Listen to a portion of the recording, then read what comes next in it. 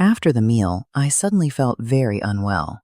It started as a warmth spreading through my chest, the kind you might mistake for wine or happiness, or the flush of a good meal shared with someone you've loved for 30 years. But then the warmth became heat, and the heat became fire. And I looked across the table at my husband and saw him watching me with eyes that were waiting. Not concerned, waiting. "Honey?" Marcus reached across the table, his hand covering mine. "You okay? You're looking a little pale." I pressed my hand to my chest where my heart was starting to skip and race. "I feel strange." "Hang in there, sweetheart." His voice was so soft, so full of care. "I'll take you to the hospital. Just hold on." But then he turned onto a dirt road, and I knew. And 30 years of trust died in the space between one breath and the next. Hello, dear listeners. Before I share this story with you, I ask that you please support our channel. Subscribe, give us a thumbs up, and share your thoughts in the comments about trust, betrayal, and the moment when your body knows the truth before your mind can accept it. Your support means everything to us. Now let me tell you about the night I died twice, once in the car, and once when I understood why. 61 years old, and I woke that Thursday morning the same way I'd woken for 42 years, to the sound of Marcus in the shower, the smell of coffee brewing downstairs, the familiar rhythm of a marriage so long it had become its own kind of breathing. We lived in a split-level ranch in Riverside, Illinois. Not fancy, but solid. The kind of house where you raised children and built equity, and hung family photos in the hallway that tracked decades of aging faces, watching yourselves transform from young lovers to middle-aged parents to these final versions, gray-haired, thick around the middle, wearing the comfortable clothes of people who'd stopped trying to impress anyone. I was a nurse at Loyola Medical Center. Had been for 37 years, since the year after Marcus and I married. Started as a floor nurse, worked my way up to charge nurse and cardiology, spent the last decade doing what I'd always done, taking care of people, holding their hands when they were scared, explaining what the doctors didn't have time to explain, being the steady presence in the chaos of illness and fear. It was good work, meaningful work, the kind of work that made me feel like I mattered. Marcus was an accountant, had his own firm for the last 15 years, Reeves and Associates, though there were no associates, just Marcus and a part-time bookkeeper named Sharon, who came in twice a week to handle filing and answer phones. He worked from the converted bedroom upstairs, the one that used to be our daughter Linda's, before she graduated from Illinois State and moved to Colorado for a tech job and a life we only saw through occasional FaceTime calls and Christmas visits that lasted 3 days and felt like obligations. We were comfortable. Not wealthy, but comfortable. The kind of comfortable that comes from 2 steady incomes and 30 years of marriage and no debt except the mortgage, which would be paid off in 7 years, right around the time we'd both planned to retire. We had plans, we had routines, we had 30 years of shared history and inside jokes and the kind of shorthand that develops between people who've lived together so long they can predict each other's sentences, finish each other's thoughts, know each other's rhythms like their own heartbeat. I thought I knew Marcus. I thought I knew everything about him. I thought 30 years meant something. The anniversary dinner was my idea. 31 years to be exact, anniversary of our first date, not our wedding. We'd always celebrated both.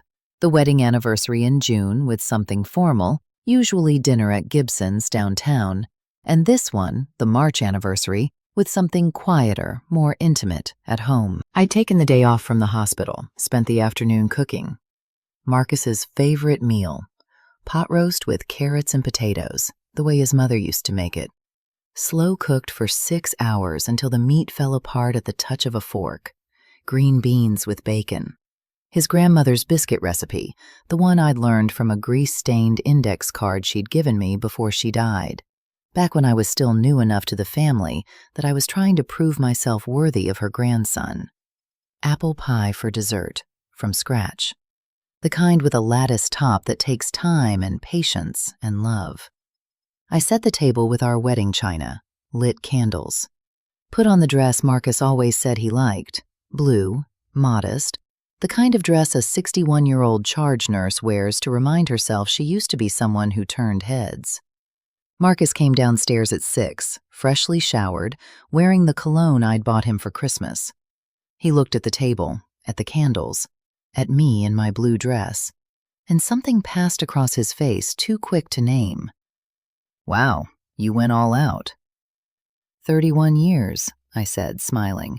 Seemed worth celebrating.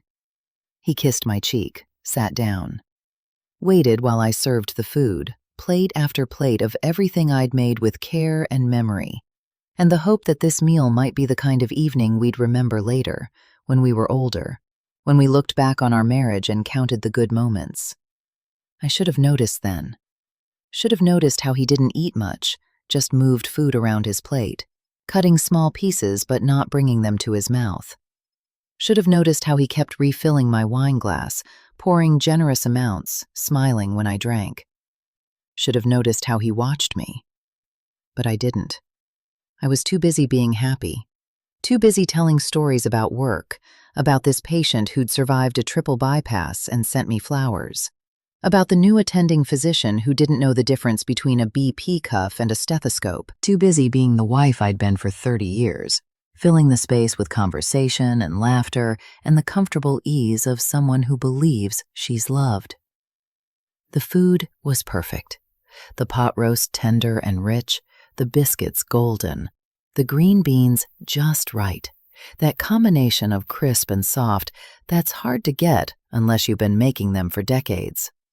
Everything tasted exactly as it should, except for one thing. A bitterness underneath the flavor. Faint, almost imperceptible. The kind of taste you might dismiss as a burnt bit of onion or a slightly turned piece of meat, or nothing at all, just your imagination. But I was a nurse. I knew tastes. I knew bitter.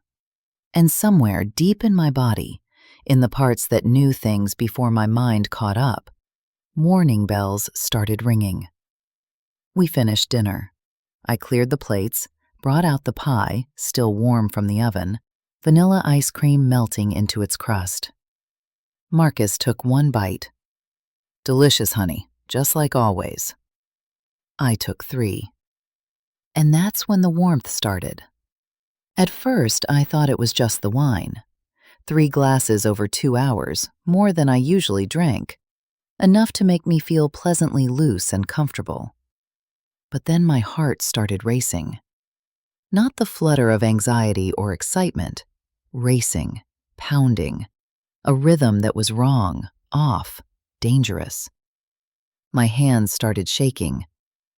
"Marcus?" My voice sounded strange in my ears, distant. "I don't feel right." He was around the table in seconds, hand on my shoulder, face full of concern that looked perfect, sounded perfect, felt perfect. "What's wrong, baby? What do you feel?" "My heart, it's racing, and I'm hot, really hot." Okay, let's get you to the hospital. Can you stand?" I could, barely. My legs felt weak, like they belonged to someone else. He helped me to the car, his arms strong around my waist, guiding me like I was fragile, precious, something that needed protecting. I was shaking now, sweating.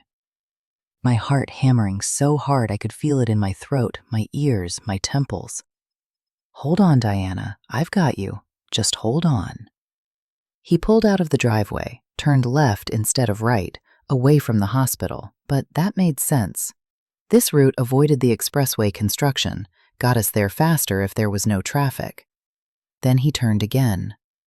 Onto Madison Street, which was wrong, but maybe he knew something I didn't. Then he turned again. Onto a road I didn't recognize, a dirt road.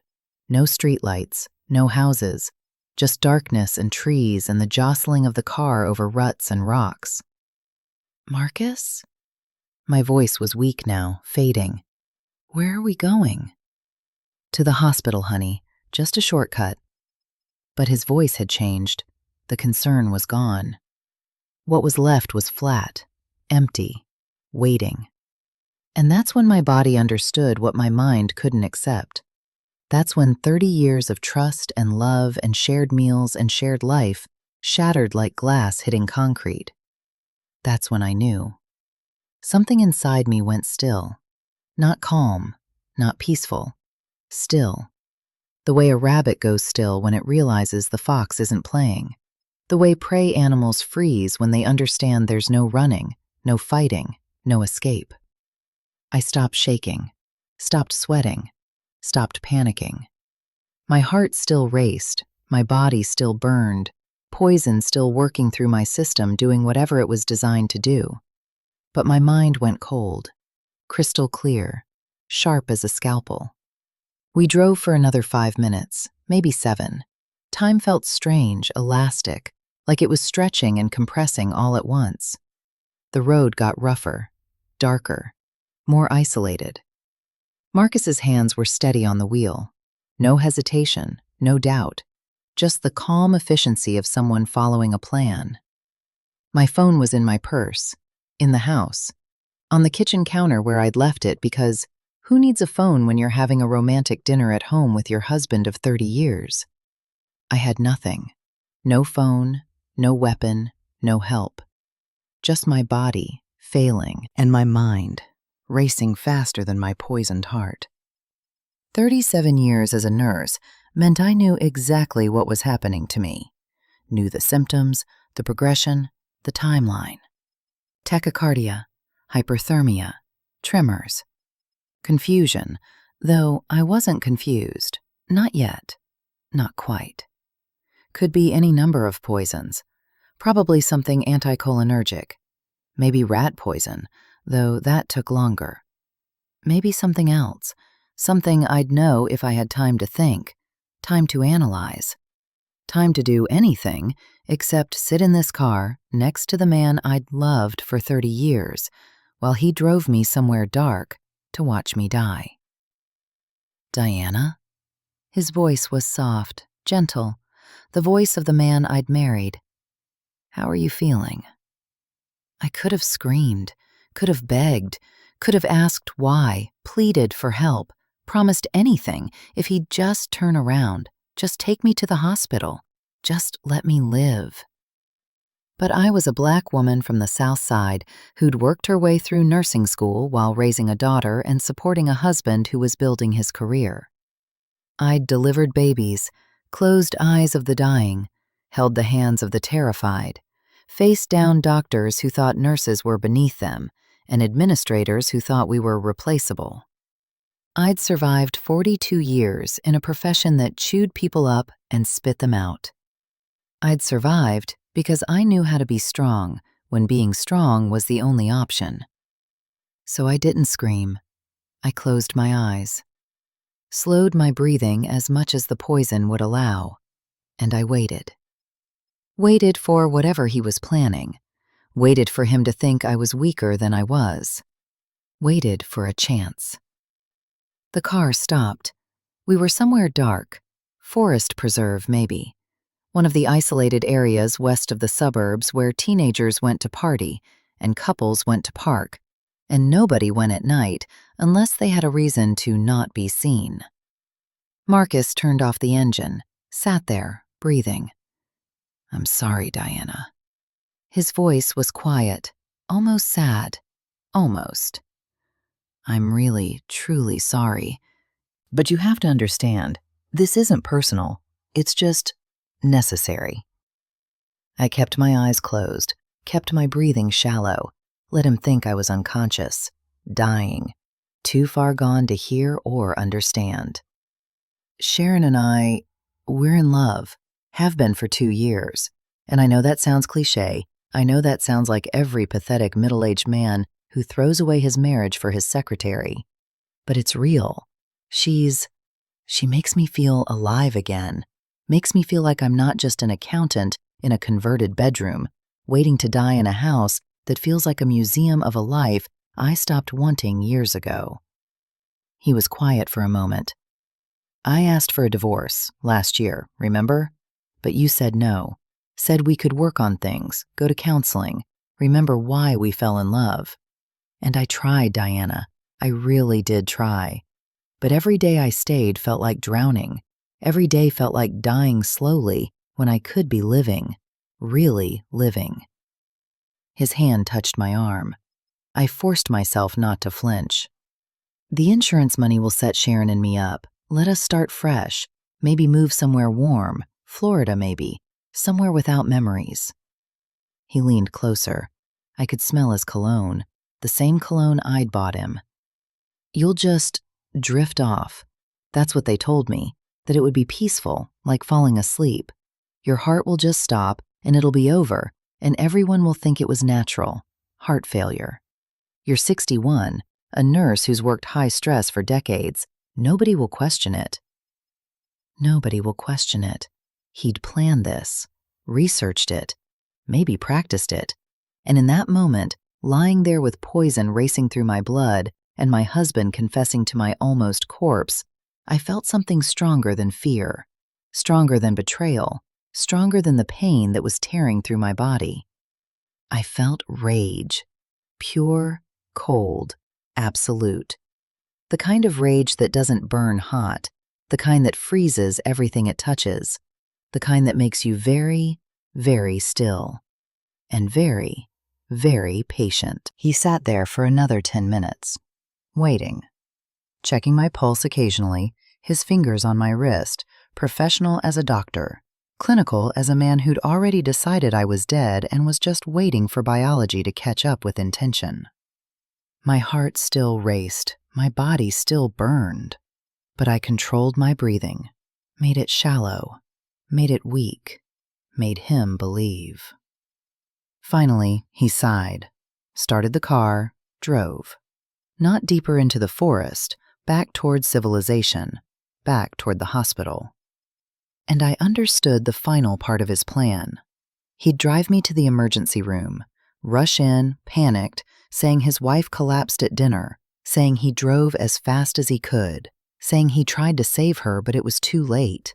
Too late. She was already gone. The devoted husband, the grieving widower, the man who'd lost his wife of 30 years to sudden, tragic, completely natural heart failure. Nobody would suspect. Nobody would question. Nobody would know. Except me. Loyola Medical Center was blazing with light when we pulled up to the emergency entrance. Marcus pulled me from the car, not gently, not carefully, just the desperate movements of someone trying to save a life. "Help! Somebody help! My wife! She collapsed!" Staff rushed out, faces I knew, colleagues, friends. "Diana? Oh my God, Diana!" They took me from him, loaded me onto a gurney, rushed me inside while Marcus followed, crying, wringing his hands, playing his part perfectly. I let my eyes flutter open, just enough to see, just enough to recognize faces. Jennifer was leaning over me. Jennifer Martinez, ER charge nurse. We'd worked together for 12 years, had lunch in the cafeteria every Thursday, knew each other's coffee orders, each other's children's names, each other's stories. She would believe me. I knew she would believe me. And so I whispered, so quiet that only she could hear, 2 words that would change everything. He poisoned me. Her hands, checking my pulse, went still. Her eyes met mine. Behind her, I could hear Marcus's voice, breaking, desperate. "Is she okay? Please, is she going to be okay?" Jennifer's face didn't change, didn't show what I'd told her, didn't give anything away. She just looked at the resident beside her and said, very calmly, very professionally, "Get me a full tox screen, all panels, priority." Then she leaned closer, her voice so low it was barely sound. "I've got you." What happened next happened in stages. They rushed me to a trauma bay. Not because I was actively dying, my vitals were bad but stable, but because Jennifer had made some kind of signal, some kind of quiet communication that I couldn't see, but could feel in the way people moved around me. Faster, more purposeful, with a seriousness that went beyond standard emergency protocol. Blood draws, IV lines, monitors beeping their steady song. And somewhere behind me, in the hallway, I could hear Marcus's voice. "I just need to know she's okay, please. She's my wife. 30 years. I just need to know." "Sir," a security guard's voice, calm but firm. "We need you to wait in the family room while the doctors work. Someone will update you as soon as we know anything." "But I should be with her." "Sir, the family room, please." A pause, then footsteps, fading. And I knew they'd moved him away from me. Knew Jennifer had done something, said something, activated some kind of protocol. Knew that my 2 whispered words had started a chain reaction I couldn't control and couldn't stop. I closed my eyes, let them work. Let the medicine do what medicine does: test, analyze, search for truth in blood and chemistry and the evidence bodies leave behind. Time became strange after that. Minutes stretched, hours compressed. I drifted in and out of consciousness, not from the poison, which they were already fighting with activated charcoal and fluids and careful monitoring, but from exhaustion, from the weight of almost dying, from the knowledge that my husband had tried to kill me. When I was awake, I saw nurses I knew checking my vitals, adjusting my IV, speaking in low voices just outside the curtain. When I drifted, I dreamed of pot roast and blue dresses and 30 years of Sundays and the bitter taste underneath everything. I woke to Jennifer's face above mine. "Diana, can you hear me?" I nodded. "You're stable. Your heart rate is normalizing. We're treating you for suspected poisoning, but we won't have definitive results for a few hours." She paused. "There's a detective here from Riverside PD. He needs to ask you some questions. Are you able to talk?" I nodded again. A man appeared beside her, mid-50s, tired eyes, the kind of face that had seen too much and believed too little. "Mrs. Richardson, I'm Detective Morrison. Your nurse told me what you said, that your husband poisoned you. Is that correct?" "Yes." My voice was rough, damaged from the charcoal and the stomach pump and the hours of poison working through my system. "Can you tell me what happened tonight?" So I did.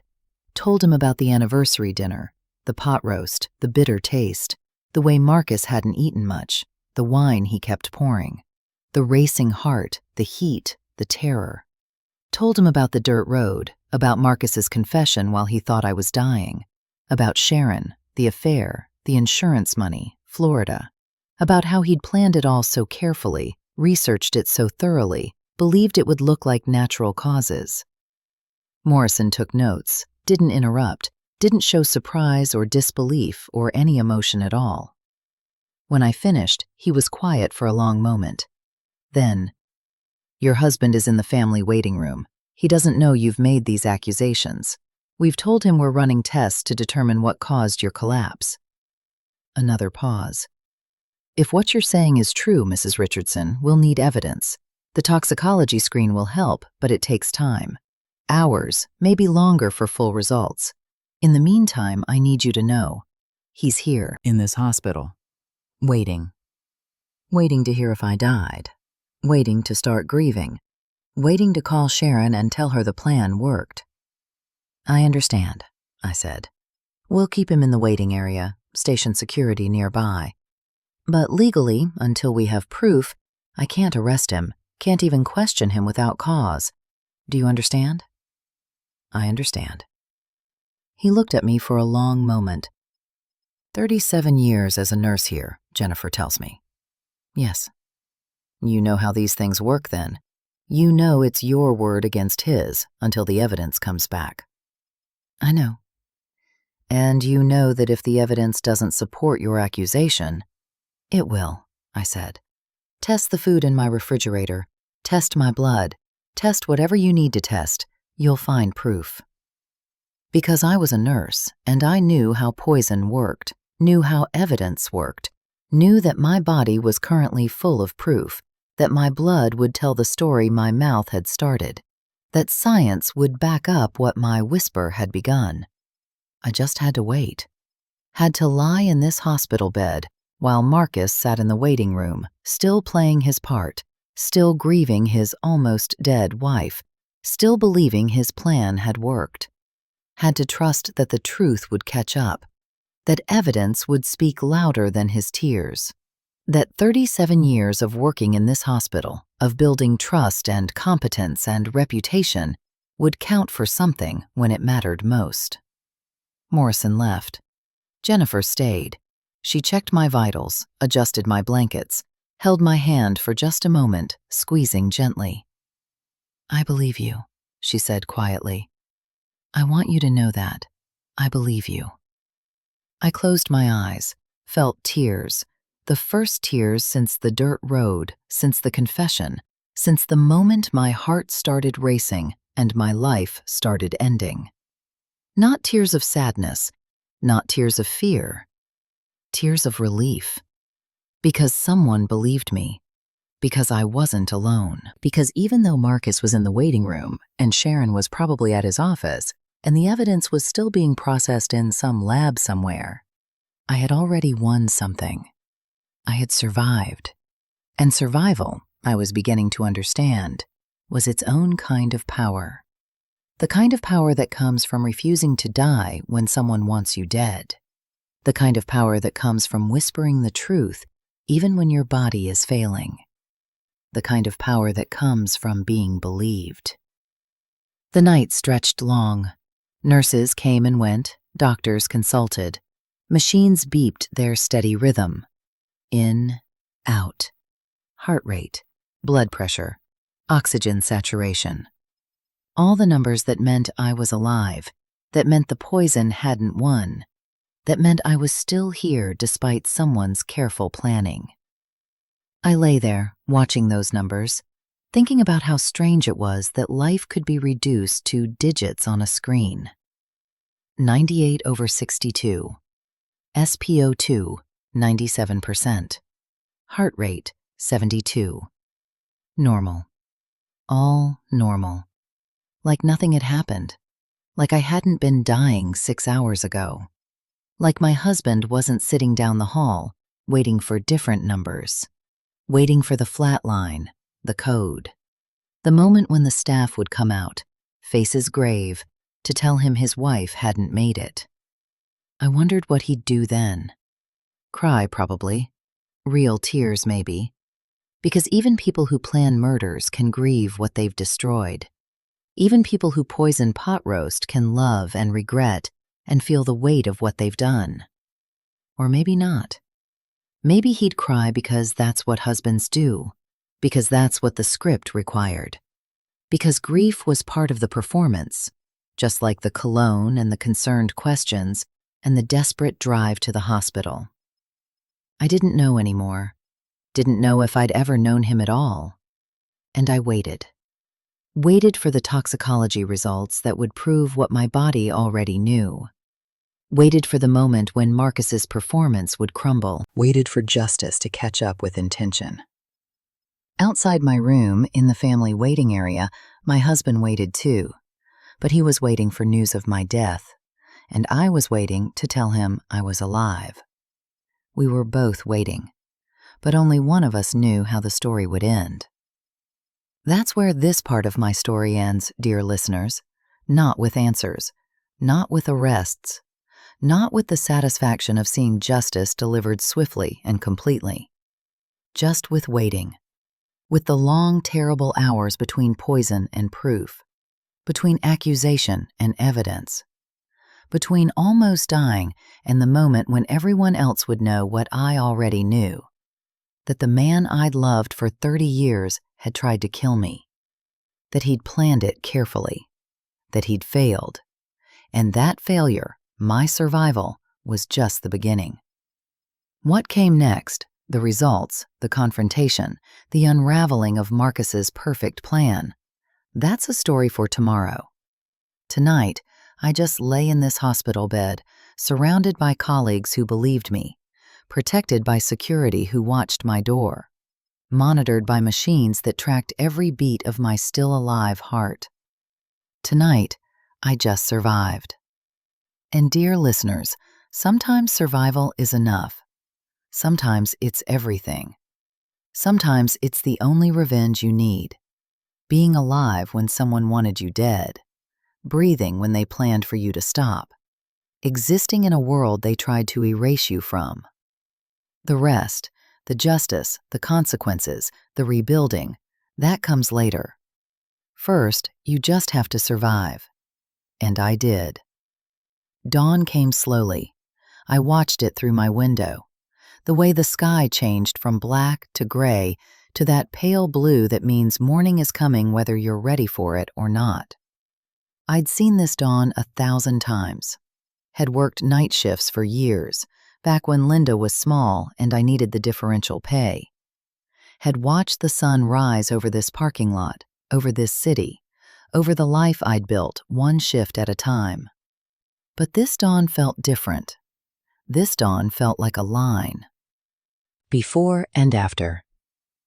The woman who watched the sunrise yesterday was someone's wife.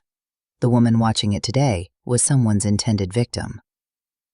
I'd crossed into a new country overnight, a country where love could be poisoned pot roast and a dirt road and a calm voice explaining why murder was necessary. A country I didn't want to live in, but had no choice but to inhabit. Morrison arrived at 7:15. I knew because I'd been watching the clock since 5, counting minutes, waiting for news, waiting for proof, waiting for the moment when my whispered accusation would transform into documented fact. He came in alone, closed the door, pulled up a chair beside my bed. "Mrs. Richardson, the toxicology results came back." I waited. My heart, my poisoned, racing, still alive heart, pounded. Brodifacoum, commonly known as rat poison, anticoagulant. You had significant levels in your blood, enough to cause severe hemorrhaging, organ failure, death, probably within 12 to 24 hours if left untreated. He paused. "We also tested the food in your refrigerator, specifically the pot roast. Same compound, mixed throughout the meat, concentrated enough that someone who ate a full portion would have ingested a lethal dose." I closed my eyes, felt something release in my chest. Not relief exactly, but something close. Vindication, proof, the truth, documented and undeniable. "Your husband is in the waiting room," Morrison continued. "He's been there all night, asking about you, concerned, devoted." His voice held no emotion, just facts, just the reality of what we were dealing with. "I need your permission to arrest him. I have probable cause based on your statement and the toxicology, but I want you to know what's about to happen. He's going to be taken into custody, questioned, charged most likely with attempted murder. This is going to be public, visible. Everyone in this hospital is going to know what happened." "I understand." "And you're certain you want to proceed?" I looked at him, at this tired detective who'd spent the night building a case against my husband, who'd believed me when he had every reason to doubt, who was giving me one last chance to back out before everything became official and irreversible. "Detective Morrison, I'm a nurse. I've spent 37 years in this hospital taking care of people. And one of the first things you learn in nursing is this: you document everything. Every symptom, every treatment, every decision. Because documentation is truth. Documentation is evidence. Documentation is the difference between I think and I know." I paused. "My body is documentation. My blood is evidence. The food in my refrigerator is proof. This isn't about what I want. This is about what happened. And what happened is that my husband tried to kill me." Morrison nodded slowly. "Then let's go get him." They let me watch. I shouldn't have been able to. Should have stayed in my room, away from the confrontation, protected and separate. But Jennifer wheeled me to a private office with a window that looked out onto the waiting area. And I watched. Watched Morrison approach Marcus, who stood up immediately, face hopeful and exhausted and perfectly performed. "Mr. Richardson, I'm Detective Morrison, Riverside PD. I need you to come with me." "Is Diana okay? Can I see her?" Nobody's told me anything, and I've been here all night. Mr. Richardson, I need you to come with me. Now. Something changed in Marcus's face. Just a flicker. Just a moment where the mask slipped and what was underneath showed through. Not concern. Calculation. Am I under arrest? Yes. For what? Attempted murder. The waiting room went quiet. Other families, other people waiting for news of their loved ones, turned to stare. Marcus didn't move, didn't speak, just stood there, processing, recalculating, trying to figure out where his plan had failed. You have the right to remain silent. The Miranda rights sounded strange in the hospital. Wrong, like two different worlds colliding. The world of healing and the world of justice meeting in a fluorescent-lit waiting room at 7:30 in the morning. They handcuffed him, not roughly, not gently, just procedurally. And as they let him pass the office window where I sat, he looked up, saw me, and for just a moment, one long, terrible moment, we looked at each other. 30 years of marriage compressed into a single look. His face showed surprise, then understanding, then something I couldn't quite name. Not remorse, not even anger, just disappointment. Like I'd broken the rules by not dying, like I'd spoiled everything by surviving. Then he was gone, led away by Morrison and a uniformed officer through the automatic doors into the bright morning light, into the squad car waiting in the ambulance bay. Gone. And I sat there in my wheelchair, in my hospital gown, with my IV pole beside me and my poisoned blood slowly clearing and my 30-year marriage officially over. Jennifer's hand found my shoulder. You okay? I don't know. That's fair. We sat in silence for a while. Then, what happens now? Now? Jennifer looked at me. Now you rest, you heal, you let the law do what it does, and you figure out who Diana Richardson is when she's not someone's wife. I don't know who that is. Neither do I, Jennifer said gently, but I think you're about to find out. They searched our house that afternoon. I wasn't there, couldn't be there. The doctor wanted me for observation for at least another day, making sure the poison was fully cleared, that no delayed complications would develop. But Morrison called me around 3. We found it, in the garage, hidden inside a toolbox, a bottle of concentrated brodifacoum, marketed as commercial-grade rodenticide. Enough to kill dozens of people. Purchased online 3 weeks ago. Shipped to a P.O. box registered under a fake name, but traced back to your husband's credit card.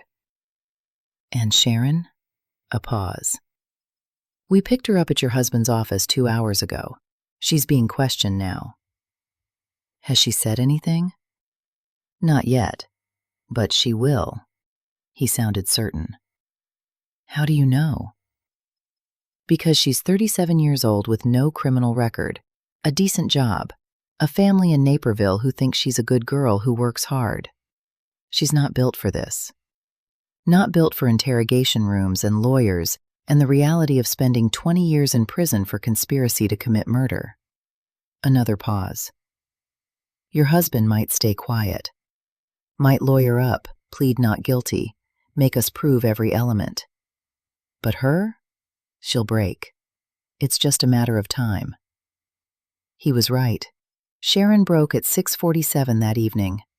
Morrison called me with the news. She confessed everything. The affair started 2 years ago. They fell in love. He told her his marriage was dead, that he wanted out, but you refused to give him a divorce. She believed him.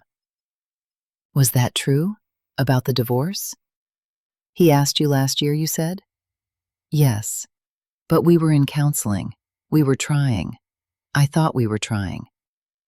According to Sharon, he never believed the counseling would work.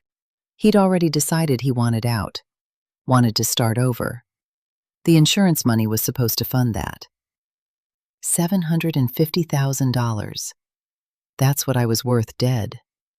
$750,000. Enough for a fresh start in Florida.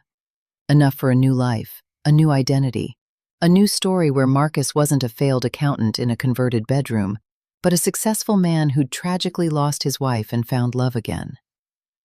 She also said she didn't know about the poison until last week. He told her he'd found a way to solve the problem. She thought he meant a divorce lawyer. When he explained what he actually meant, she tried to back out, told him it was crazy, illegal, wrong. But she didn't stop him. No, she didn't stop him. She didn't call the police. She didn't warn you. She just waited, hoping he wouldn't go through with it, hoping it would somehow work out without her having to make a choice. Silence on the line. Then Morrison said, quietly, "She's devastated, crying, asking if you're okay. Says she never wanted this, never thought he'd actually do it." But he did. Yes, he did. The legal process unfolded like a slow-motion avalanche. Charges filed, bond hearing.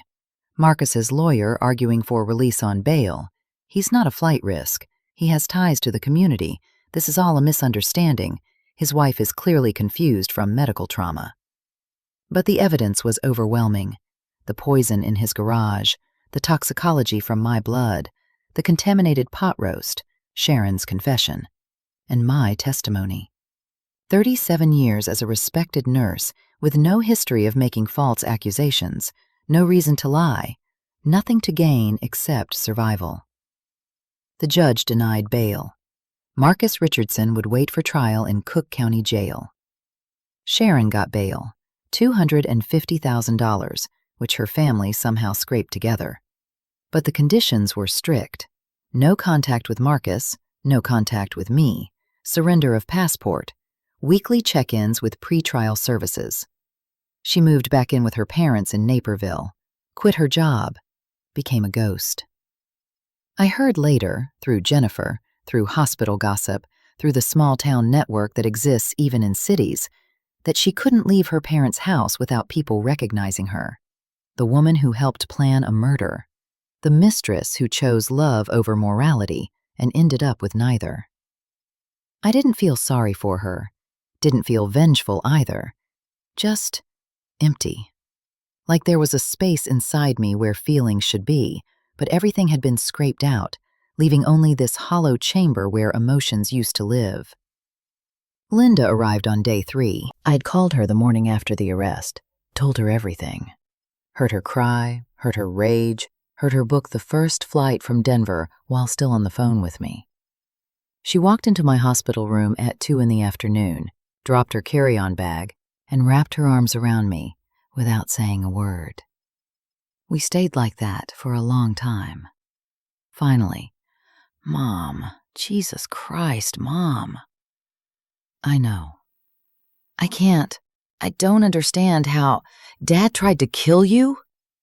Hearing it from my daughter's mouth made it real in a new way, made it not just something that happened to me, but something that happened to us, to our family, to the story we'd told ourselves about who we were.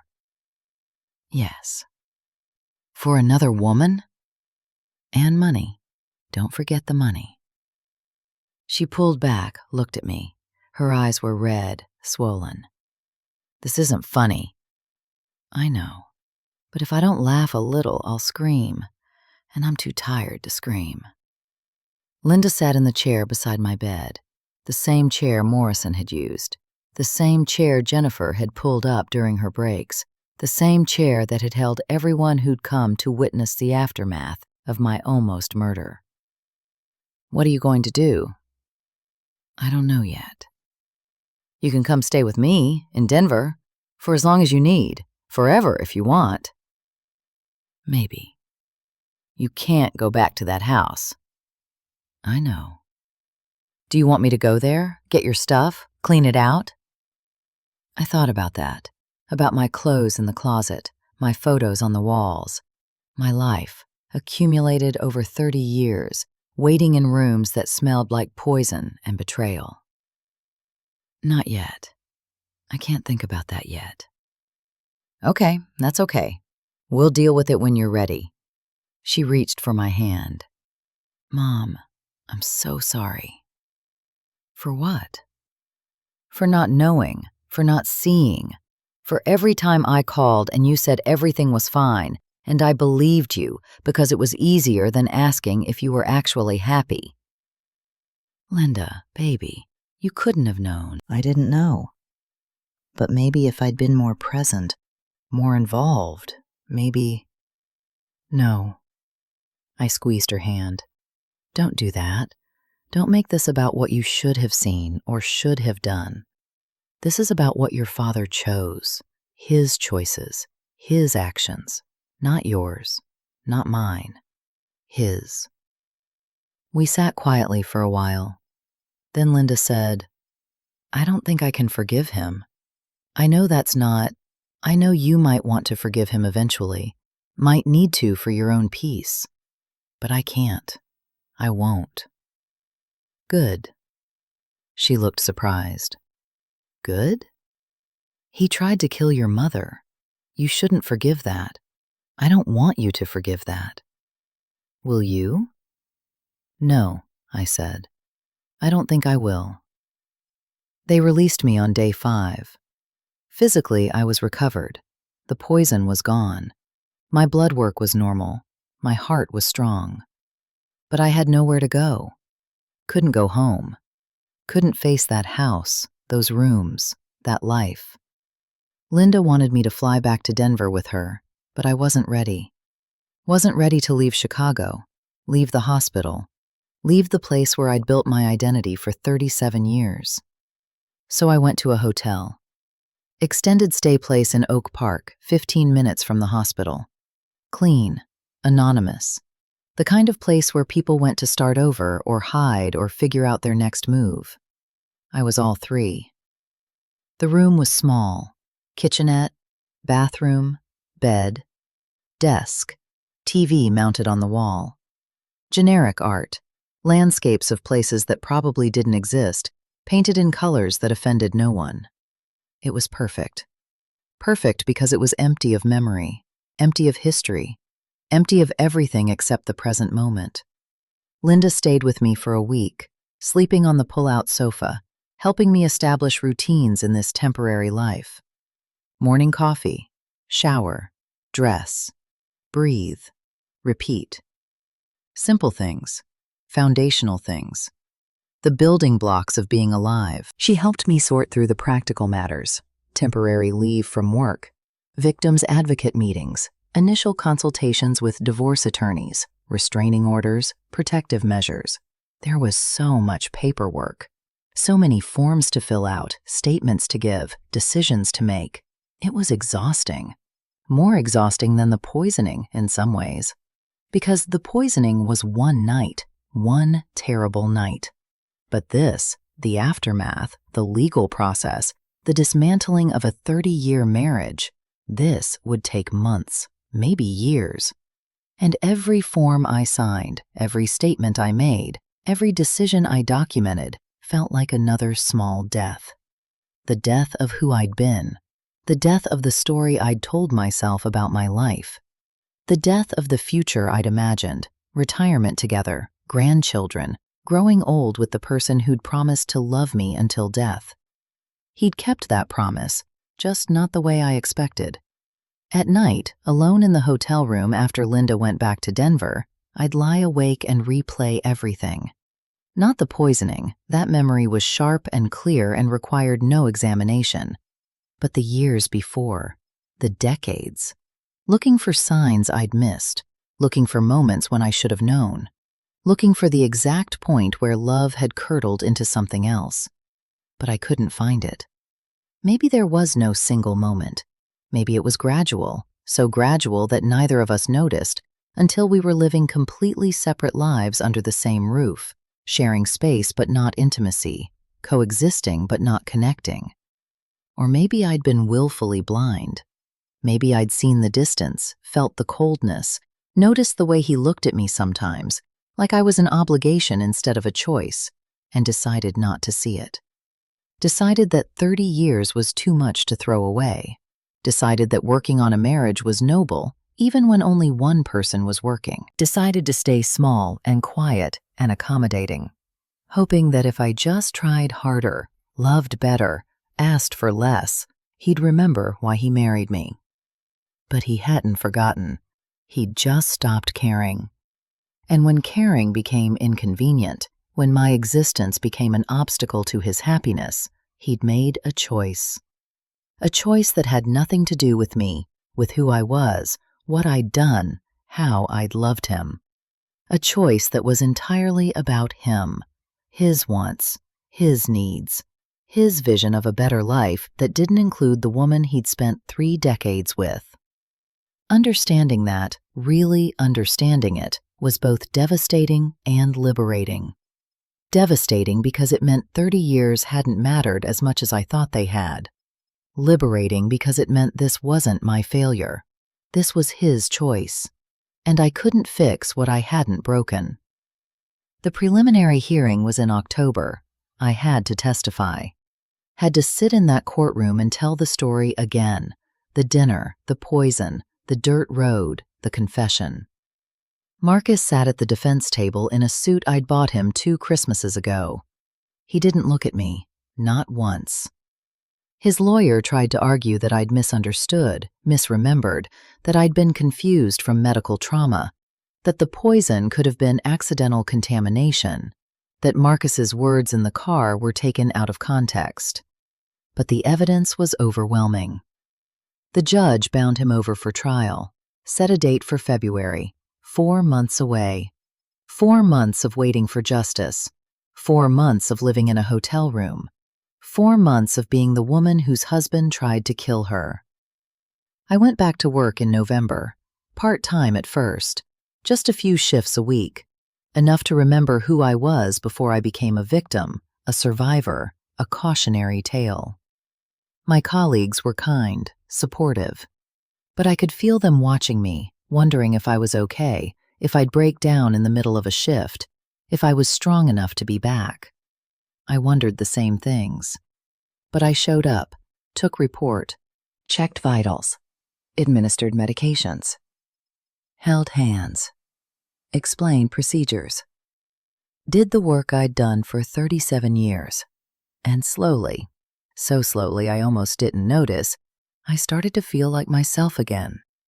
Not the old self, not the Diana who'd been Marcus's wife, but someone new, someone harder, someone who understood that survival wasn't about being strong. It was about being stubborn, about refusing to let someone else's choices destroy you, about showing up day after day, even when showing up was the hardest thing you'd ever done. Marcus's trial began in February. It lasted 4 days. The prosecution presented their evidence, toxicology reports, Sharon's testimony, my testimony, the poison found in the garage, the online purchase records. The defense tried to create reasonable doubt. Maybe Sharon acted alone. Maybe Diana poisoned herself for attention. Maybe it was all a terrible accident. But the jury didn't buy it, deliberated for 3 hours, came back with a verdict. Guilty on all counts: attempted murder, conspiracy, possession of poison with intent. Sentencing was set for April. The judge gave him 25 years. He'd be 84 when he got out. Older than his father had lived. Older than his mother. Old enough that the life he'd wanted, the fresh start in Florida, the new beginning with Sharon, would be impossible. He'd die in prison, probably. Or he'd die alone, broken, forgotten. Either way, he'd destroyed both of our lives. The difference was, I was still living mine. Sharon took a plea deal, 7 years for conspiracy, with possibility of parole after 4. She'd probably serve less. Good behavior, first offense, genuine remorse. She'd get out in her early 40s, still young enough to rebuild, still young enough for the fresh start she'd wanted. I tried not to think about that, tried not to imagine her, free and forgiven, while I was still living in a hotel room, still trying to figure out how to go home to a house where my husband had poisoned me. Tried not to feel angry about the asymmetry of it all. But I did feel angry, and I decided that was okay.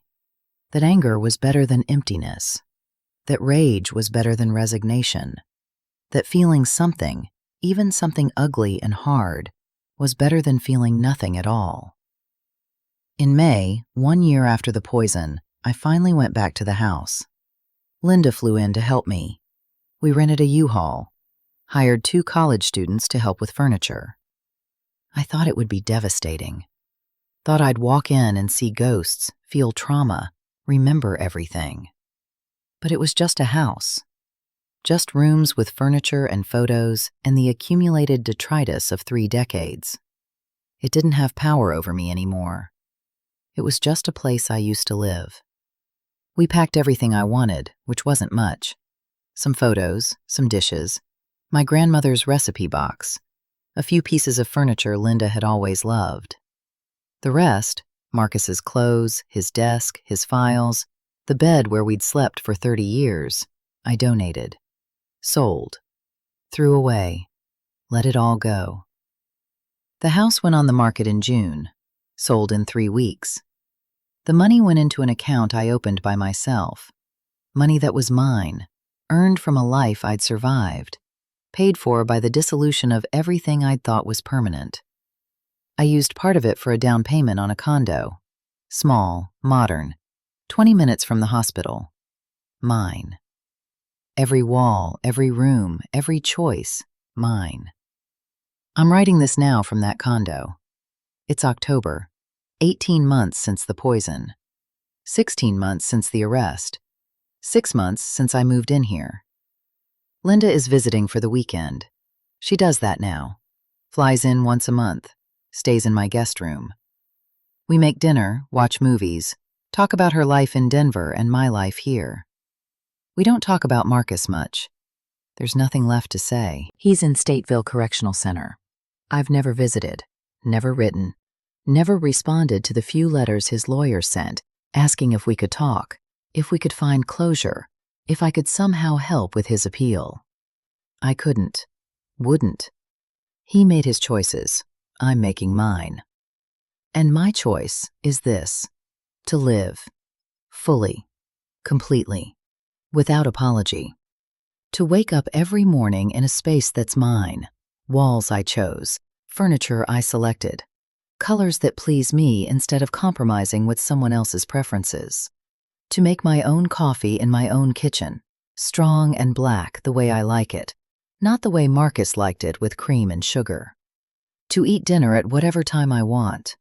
To leave dishes in the sink overnight if I'm tired. To fall asleep on the couch, watching whatever I want to watch without asking if someone else minds. Small freedoms, tiny rebellions, but they matter. They matter because they're mine. Because every choice I make now is a choice I make for myself, not for someone else's comfort, not for someone else's approval, not to keep peace in a relationship that had stopped being peaceful years before I realized it. I work at the hospital where I'm respected and valued, 3 shifts a week now, enough to stay connected, stay useful, stay myself, but not so much that I'm drowning in other people's emergencies. I spend time with my daughter, building a relationship that's deeper now than it was before, forged in crisis, strengthened by survival, honest in ways we never were when I was trying to maintain the illusion of a happy marriage. I've started taking watercolor classes on Tuesday evenings. I'm not good at it. My trees look like clouds. My clouds look like trees. But I show up every week anyway, mixing colors, making mistakes, learning that perfection isn't the point. The point is creating something. The point is being present. The point is existing in the world Marcus tried to erase me from. And existing, I've learned, is its own form of resistance. Sometimes, late at night when I can't sleep, I think about that dinner. The pot roast I made with love, the blue dress I wore with hope, the anniversary I celebrated thinking we were building something permanent. And I wonder, if I'd known what was coming, would I have done anything differently? Would I have left him years earlier when the distance first appeared? Would I have confronted him about the coldness, demanded honesty, refused to accept his excuses? Would I have been braver, stronger, less willing to sacrifice myself for a marriage that was already dying? I don't know. Maybe. Maybe not. Because the truth is, I loved him, really loved him. And love makes you blind to things you should see, makes you forgive things you shouldn't forgive, makes you stay when leaving would be wiser. But I survived, and survival has taught me things love never did. Taught me that being alone isn't the same as being lonely. Taught me that my worth isn't defined by who stays in my life, but by who I become when they leave. Taught me that the most important relationship I'll ever have is the one I have with myself. And that relationship, the one where I'm honest and kind and fierce and unapologetic, that relationship is something Marcus's poison couldn't kill. That's my revenge. Not the trial, not the conviction, not the 25 years he'll serve. Those things are justice. My revenge is simpler, quieter, more profound. It's being alive. It's being free. It's being myself, not as someone's wife, not as someone's victim, not as someone's obstacle, but as Diana Richardson, 62 years old, charge nurse, survivor. Woman who refused to die just because dying would have been convenient for someone else. Woman who chose herself when choosing herself was the hardest thing she'd ever done. Woman who learned that revenge isn't about punishment, it's about permission. Permission to exist. Permission to heal. Permission to build a life that's yours alone, free from the weight of someone else's choices, free from the obligation to carry their guilt or their regret or their need for forgiveness. That's what I have now. That's what I am now. And it's enough. Dear listeners, that's my story. The story of a poisoned dinner and a dirt road, and the moment when love revealed itself as murder.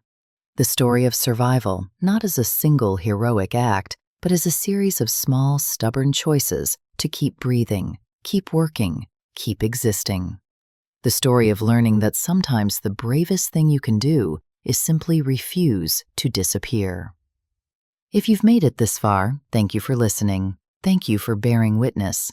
Thank you for understanding that stories like mine don't end with perfect healing or complete justice or the kind of closure we see in movies.